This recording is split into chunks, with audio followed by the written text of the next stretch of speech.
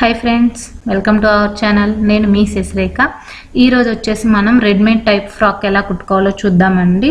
Exact readymade frock లాగే. So నేను దానికోసమనే measurements కూడా ఒక రెడీమేడ్ ఫ్రాక్ తీసుకున్నాను అనమాట. ఇది వచ్చేసి మనం షర్ట్లో బిట్ అండి. ఇది కొంచెం కద్దర టైపు, నాకు ఎగ్జాక్ట్ క్లాత్ పేరు తెలియదు. ఇది షర్ట్లో మిగిలింది ఏదైతే మనం స్టిచ్చింగ్ చేసుకోగా. సో దాన్ని ఇప్పుడు నేను రెడీమేడ్గా మార్చుకుంటున్నాను అనమాట. చూడండి, నేను దీనికి మిషన్ అదే కంప్యూటరైజ్డ్ ఎంబ్రాయిడరీ ఇచ్చానండి. చిన్న చిన్న ఫ్లవర్స్ అనమాట. అంటే రెడీమేడ్ లుక్ కోసం బాగుంటుంది, ఓన్లీ ప్లెయిన్గా కాకుండా అనేసి ఇలా చేశాను అనమాట. చిన్న చిన్న ఫ్లవర్స్ లాగా వేయించాను. చూడండి, ఇది వచ్చేసి 1 మీటర్ కంటే కొంచెం తక్కువే అండి క్లాత్. 1 మీటర్ కంటే తక్కువతోనే మనం 3 ఇయర్స్ పాపకి రెడీమేడ్ ఫ్రాక్ కుట్టేసుకుంటున్నాము. తక్కువ క్లాత్ అనమాట. సో చూడండి, ఇప్పుడు ఇది వచ్చేసి మెజర్మెంట్స్ కోసం రెడీమేడ్ ఫ్రాక్. హాఫ్ ఫ్రాకే వస్తుందండి, ఫుల్ ఫ్రాక్ రాదు. నీస్ వరకే వస్తుంది అనమాట. సింపుల్గా మనకు రెడీమేడ్ ఫ్రాక్స్ ఎలా ఉంటాయి అలాగా. సో ఇప్పుడు దాన్ని మిడిల్కి ఫోల్డ్ చేసుకొని నేను ఫస్ట్ ఫ్రాక్ విడ్త్ చూస్తున్నాను అనమాట, ఎంత ఉంది అనేసి. చూడండి, మనకి తక్కువే ఉంటుంది రెడీమేడ్ ఫ్రాక్స్కి. చూడండి, సో నేను ఆ మెజర్మెంట్స్తో తీస్తున్నాను. సో ఫస్ట్ ఈ విడ్త్ తీసుకుంటున్నాను, ఎంత ఉందో ఇలా పెట్టేసి మీకు చూడండి అర్థమవుతుంది కదా. సో ఇలా పెట్టుకొని మార్క్ పెట్టుకుంటున్నాను. సో ఇది కొంచెం ఖర్చుకు అనమాట మనం జాయింట్కి. సో ఇప్పుడు లెంత్ తీసుకుంటున్నాను, ఎగ్జాక్ట్ లెంత్ పెట్టాను. కింద కొంచెం పైన ఫోల్డింగ్స్ కానీ ఇలా ఖర్చు కోసమని ఒక 1 ఇంచ్ అట్లా, ఒక 1/2 ఇంచ్ కానీ 1 ఇంచ్ కానీ ఒక 1 ఇంచ్ ఎక్స్ట్రా పెట్టుకుంటున్నాను. అంతే అనమాట. నేను ఇంకేం తీసుకోవట్లేదు, ఎగ్జాక్ట్ పెట్టేసి ఒక 1 ఇంచ్ ఎక్స్ట్రా తీసుకున్నాను అనమాట ఫోల్డింగ్స్ కోసమని. ఇలా పెట్టుకొని కట్ చేసుకుంటున్నాను. ఎందుకంటే ఇందులోనే మనకి బాడీ పార్ట్, కింద బాటమ్ పార్ట్ మొత్తం వస్తుంది కాబట్టి సో మనం అడ్జస్ట్ చేసుకొని తీసుకోవాలి. సో నేను అందుకని ఇలా తీసుకుంటున్నాను. చూడండి, ఇట్లా అనమాట. ఇది చూడటానికి చిన్నగా అనిపిస్తుంది కానీ 3 ఇయర్స్ వరకు మాత్రమే వేసుకోవచ్చు. 3 ఇయర్స్ తర్వాత వేసుకోలేమన్నమాట. హాఫ్ ఫ్రాక్గా వస్తుంది, కరెక్ట్గా వస్తుంది అనమాట డైలీ యూసేజ్కి. సో అందుకోసమని ఇలా తీసుకున్నాను అనమాట.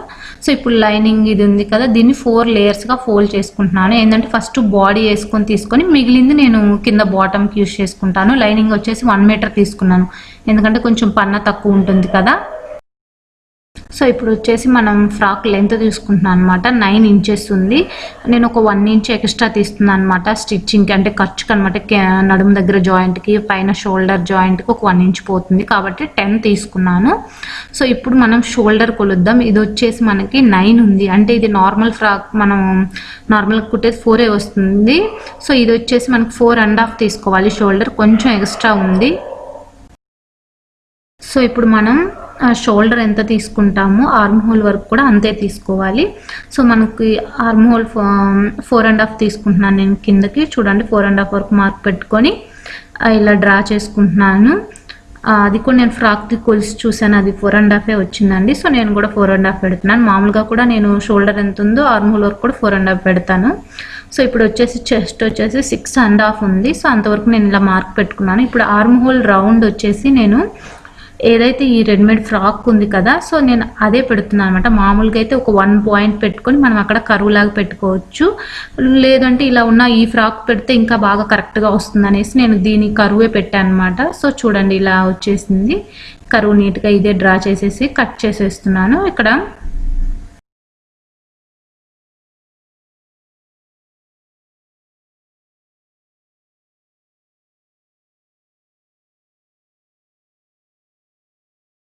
సో చూడండి, ఇలా ఎక్స్ట్రా ఉన్నది కట్ చేసి తీసేస్తున్నాను. నేను నెక్ కట్ చేయలేదన్నమాట.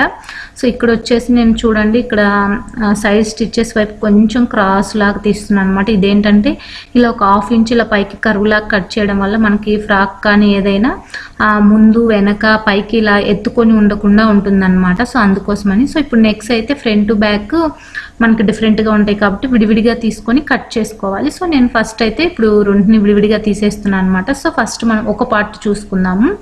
సో ఫస్ట్ ఏంటంటే షోల్డర్ ఎంత ఉందో దీనికి కొలుద్దాం అనమాట. సో మనం ఎగ్జాక్ట్ ఈ రెడీమేడ్ ఫ్రాక్ అనుకున్నాం కదా, సో అందుకనేసి. సో ఇప్పుడు ఇది వచ్చేసి మనకి 1.5 ఉంది.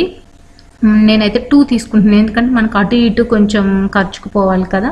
సో అందుకోసం 2 తీసుకుంటున్నాను.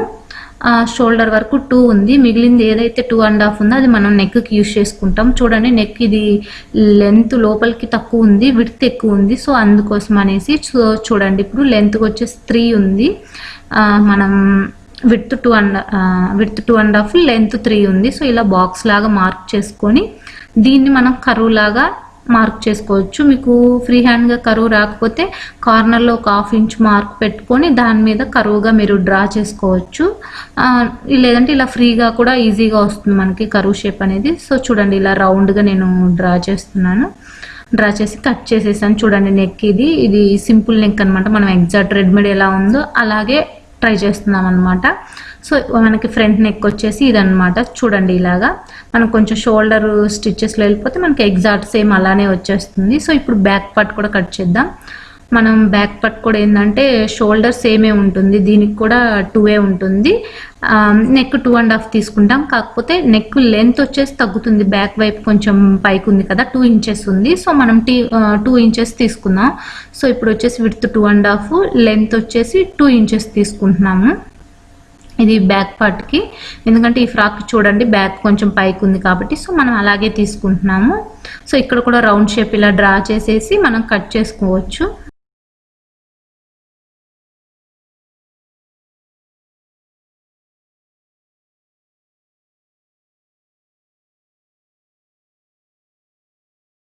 సో ఇది వచ్చేసి మనకి బ్యాక్ నెక్ అనమాట. వెనక జిప్ వేస్తాము.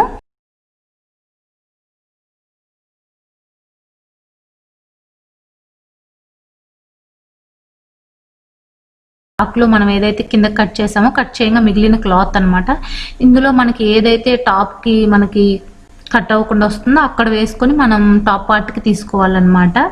సో కొంచెం ఎడ్జెస్ట్కి వేస్తే మనకి షోల్డర్స్ లైట్గా కట్ అయ్యే ఛాన్స్ ఉంది, ఎగ్జాక్ట్ లెంత్ లేదనమాట. సో అందుకని ఇలా మిడిల్కి వేసుకొని మనకు షోల్డర్ కరెక్ట్గా ఎక్కడ పోకుండా, మనం ఎటు వేసుకున్నాం అన్నది ముఖ్యం కాదు, మనకి కరెక్ట్గా వచ్చిందా లేదన్నది ఇక్కడ అనమాట పాయింట్. సో అందుకని నేను ఇలాగ వేసుకొని తీసేసుకుంటున్నాను అనమాట. ఇలా ఒక పార్ట్ తీసుకున్నాను. తర్వాత ఇంకొక పార్ట్ కూడా తీసుకోవాలి. సో ఇక్కడ ఏంటంటే కొంచెం ఎడ్జెస్ వైపు క్రాస్గా కొంచెం లెంత్ తగ్గింది అనమాట. మిడిల్ అయితే కొంచెం వచ్చింది. సో అందుకని నేను మిడిల్కి వేసుకున్నాను. లేదంటే మనం ఒక సైడ్కి వేసుకుంటే మనకి క్లాత్ మిగిలే ఛాన్స్ ఉంటుంది. కానీ ఇక్కడ కొంచెం క్లాత్ తగ్గింది కాబట్టి ఒక 1/2 ఇంచ్ మళ్ళీ షోల్డర్స్ తగ్గిపోతాయి అనేసి నేను మిడిల్కి వేసేసి ఎగ్జాక్ట్ లెంత్ వచ్చిన దగ్గర వేసి తీసేసుకున్నాను అనమాట. సో ఇలా వేసేసాను. ఇలా ఈ చిన్న పీసెస్ మిగిలిన వీటిని మనం వెనక డోరీస్ కట్టుకోవడానికి కట్ చేసి కుట్టేసుకోవచ్చు అనమాట. సో ఈ పీసెస్ నేను అందుకోసం యూజ్ చేశాను. ఇప్పుడు ఇదైతే లైనింగ్ మనం 1 మీటర్లో బాడీకి తీయంగా ఉన్నదాన్ని నేను తిప్పి మళ్ళీ వేరే విధంగా మిడిల్కి ఫోల్డ్ చేశాను అనమాట. ఎందుకంటే ఇది మనకు లెంత్ తక్కువే ఉంది కదా, ఫ్రాక్ లెంత్ చూసుకొని ఏదైతే ఎక్స్ట్రా కొంచెం ఉందో అది కట్ చేసి తీసేస్తున్నాను. ఇక్కడ చూడండి మనకి విడ్త్ కూడా మనకి ఆ ఫ్రాక్ ఎంత ఉందో అంతవరకే తీస్తున్నాను. ఎక్స్ట్రా ఉన్న కొంచెం నేను కట్ చేసి తీసేస్తున్నాను ఆ పీసు. ఇది ఎగ్జాక్ట్ మనకి లెంత్ విడ్త్ అనమాట. సో ఇప్పుడు మిడిల్కి ఫోల్డ్ చేసాం కదా, అది కట్ చేసి ఓపెన్ చేస్తే మనకు 2 పీసెస్ అయిపోతాయి. వాటిని ఇటువైపు జాయిన్ చేసేసుకుంటే మనకి లెంత్ వస్తుంది అనమాట. సో అది ఇట్లా అనమాట. సో మనం ఏదైతే కింద ఫ్రాక్ ఎలా ఉందో అలాగే రెండు సేమ్ ఉండాలనేసి నేను లైనింగ్ కొంచెం ఎక్కువ ఉంటే తీసేసాను అనమాట. జస్ట్ ఆ మిగిలిన పీస్ని మనం వెనక జిప్పు వేసుకోవడానికి యూజ్ చేసుకోవచ్చు లైనింగ్ పీస్ని దీన్ని. సో చూడండి ఇలా ఒక పీస్ కట్ చేసుకుంటున్నాను, దీన్ని నేను జిప్పు వేసుకోవడానికి యూజ్ చేస్తాను. సో ఇలా మనకు కటింగ్ అయిపోయింది కదా. ఇప్పుడు చూడండి ఇది స్టిచ్చింగ్లో మనకి మనం ఎలా అయితే సెమీ పటియాలకి వాటికి ఫ్రిల్స్ ఒకటి ఆపోజిట్ ఒకటి బ్యాక్ అట్లా పెడతామో అలాగే అనమాట. సో కొంచెం డిఫరెన్స్ బాక్స్ ప్లేటెడ్ చూడండి. ఇప్పుడు కాకపోతే మనం తీసుకునే ఈ ఫ్రిల్స్ అనేది ఒకటే విడ్త్లో తీసుకోవాలి. ఇప్పుడు ఇక్కడ ఫ్రిల్ ఇంత విడ్త్ ఒక 2 ఇంచెస్ 3 ఇంచెస్తో పెట్టాం కదా, నెక్స్ట్ ఆపోజిట్ కూడా అట్లా వచ్చే విధంగా మనం ఒకటి ఫ్రంట్కి ఒకటి బ్యాక్కి ఇలా పెట్టుకోవాలన్నమాట. ఒకటి బ్యాక్ అట్లా పెడతాము అలాగే అనమాట.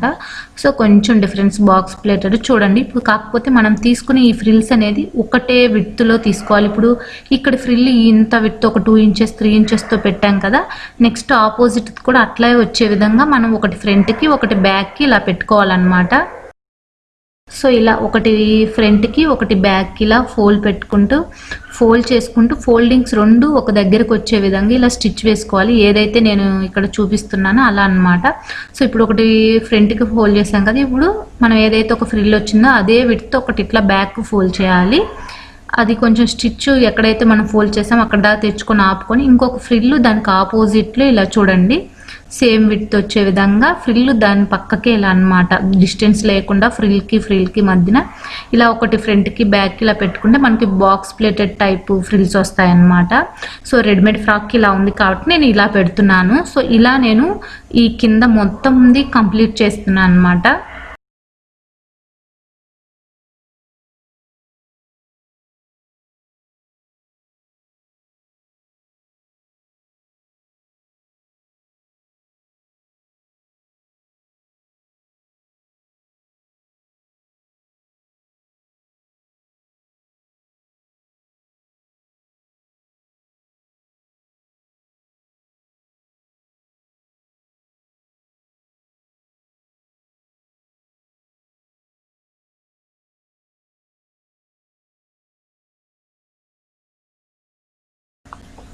సో చూడండి ఫ్రిల్స్ అన్నీ ఇలా మనకి కంప్లీట్ అయిపోయినాయి. చూడండి ఇలా మన నడుము విడ్త్ ఎంత అయితే ఉందో అంత వచ్చే వరకు ఇలా ఫ్రిల్స్ పెట్టేసుకోవాలి మనం మొత్తం. సో ఇలా ఫ్రిల్స్ కంప్లీట్ అయిపోయినాక ఇలా 2 ఎడ్జెస్ కలిపేసి ఒక స్టిచ్ వేసుకొని జాయిన్ చేసేసుకోవాలి. ఓన్లీ మెయిన్ ఫ్యాబ్రిక్ అచ్చం ఇక్కడ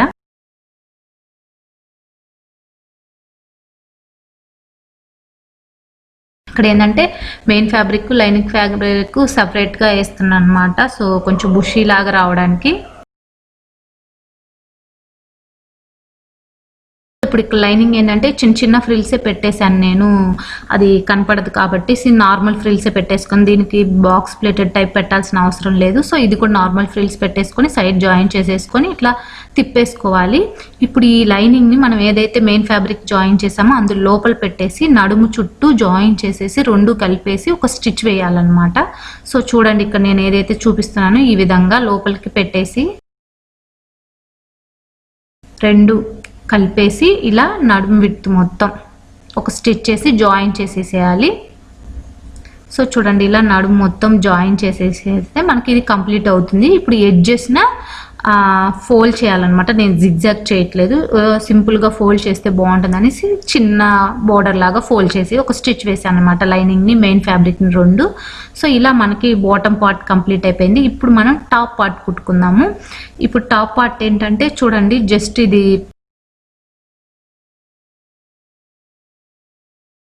మీద పెట్టేసి ఒక స్టిచ్ వేసేస్తున్నాను అనమాట. నెక్కి ఆర్మ్ హోల్కి మొత్తం చూడండి ఇట్లా రెండు జాయిన్ చేసి ఒక స్టిచ్ వేస్తున్నాం. తర్వాత ఇదంతా తిప్పేస్తాం అనమాట. సో ఫస్ట్ అయితే నెక్ మీద ఒక స్టిచ్ వేసేసుకుందాం సేమ్ అలానే.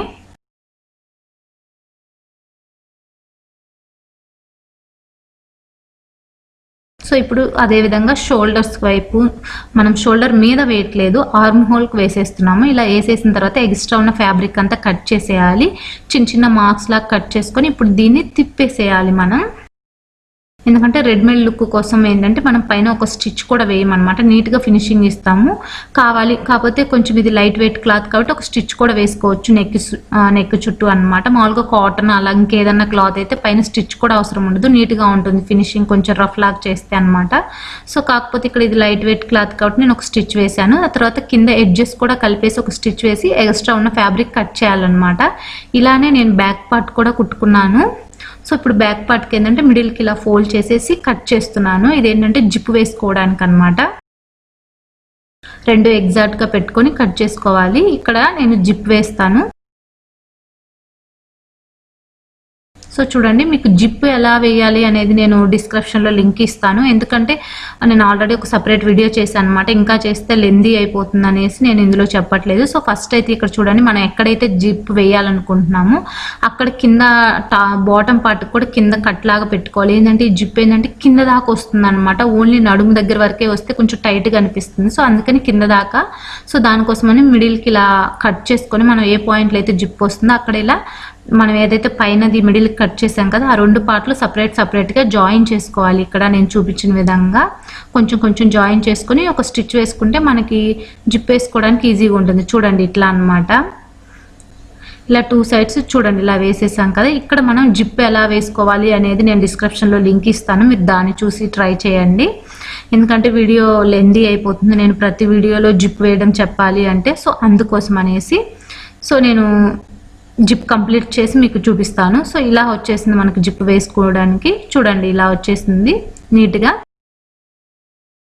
సో ఇప్పుడు ఏంటంటే ఇక్కడ నేను ఫ్రంట్ సైడ్ ఒక చిన్న పట్టీ వేస్తున్నాను అనమాట, కొంచెం మంచి లుక్ కోసమని. సేమ్ అంతా అదే కదా, నా దగ్గర బ్లూ ఉందన్నమాట, సేమ్ బ్లూ. సో అందుకనే వేస్తున్నాను. కాకపోతే ఏంటంటే బ్లూ మీద గోల్డ్ కలర్ వచ్చింది, కాకపోతే గోల్డ్ లేకుండా అచ్చం ప్లెయిన్ బ్లూ అయితే ఇంకా బాగుండేదేమో. బట్ నా దగ్గర ఇదే ఉంది కాబట్టి సో ఓకేలే అనేసి ఇది వేస్తున్నాను. చూడండి కొంచెం ఒక చిన్న పట్టీ లాగా అనమాట. మనకి కింద వేరే కలర్ థ్రెడ్ పడింది కానీ కాకపోతే అది మనకి స్టిచ్చింగ్ లోపల వెళ్ళిపోతుంది. ఇప్పుడు మనం ఏం చేయాలంటే షోల్డర్స్ రెండు జాయిన్ చేసేసుకోవాలి. బ్యాక్ పార్ట్ ఫ్రంట్ పార్ట్ చూడండి రివర్స్లో వేసేసి షోల్డర్స్ మీద ఒక స్టిచ్ వేసి జాయిన్ చేసుకోవాలి ఇలా. సో ఇప్పుడు ఏంటంటే సైడ్కి రెండు మనం జాయిన్ చేసేసేయాలి. ఆర్మ్ హోల్ సైజ్ చూసుకొని కింద నడుము విడత చూసుకొని ఒక స్టిచ్ వేసుకోవాలి. మనకి ఎక్కడి వరకు అయితే అవసరమో అక్కడ ఒక స్టిచ్ వేసుకోవాలి. సో చూడండి ఇక్కడ ఇలా ఆర్మ్ హోల్ సైజ్ చూసుకొని స్టార్ట్ చేసుకొని కింద నడుము దగ్గర మనం కొంచెం దూరం ఒక స్టిచ్ వేసి ఆపేసేయాలన్నమాట. అక్కడ మనం ఏదైతే డోరీ ఉంటుంది కదా ఆ డోరీని పెట్టుకొని లోపలే మనం స్టిచ్చెస్లోనే వేసేసుకోవాలన్నమాట. మళ్ళీ స్టిచ్ వేసుకున్నాక వేయని కుదరదు. సో దీన్ని ఇక్కడే వేయాలి. ఇక్కడ డోరీ పెట్టేసి మనం ఆ స్టిచ్ని కంప్లీట్ చేయాలి చివరి ఎడ్జ్ వరకు.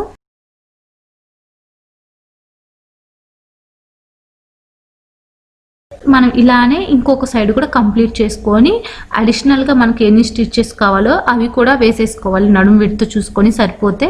సో ఇప్పుడు ఇలా తిప్పేస్తే మనకి చూడండి ఇలా వస్తుంది. ఆల్రెడీ జిప్ దగ్గర మనం జాయిన్ చేసేసాం కదా, సో అక్కడి నుంచి మనం స్టార్ట్ చేయాలన్నమాట. సో చూడండి ఈ జిప్పు దగ్గర ఏదైతే మనం ఆల్రెడీ కొంచెం స్టిచ్ చేసినా అక్కడి నుంచి స్టార్ట్ చేసి ఇటువైపు దాకా మొత్తం ఇలా రౌండ్గా ఒక స్టిచ్ వేసేసుకోవాలి. చుట్టూ తిప్పుకుంటూ కొంచెం కొంచెం ఇలా వేసుకుంటూ రావాలన్నమాట. అలా వేస్తే మనకు నడుము కంప్లీట్ అయిపోతుంది. ఆల్రెడీ జిప్ మనం జాయిన్ చేసాం కదా అక్కడి నుంచే కాబట్టి సింపుల్ మనకి ఈజీగా అయిపోతుంది, ప్రాబ్లం ఉండదు. సో చూడండి ఇలా కొంచెం కొంచెం మొత్తం మనం ఫ్రాక్ జాయిన్ చేసేసుకుంటే మనకి ఫ్రాక్ అనేది రెడీ అయిపోతుంది. చాలా అంటే చాలా సింపుల్ అండి.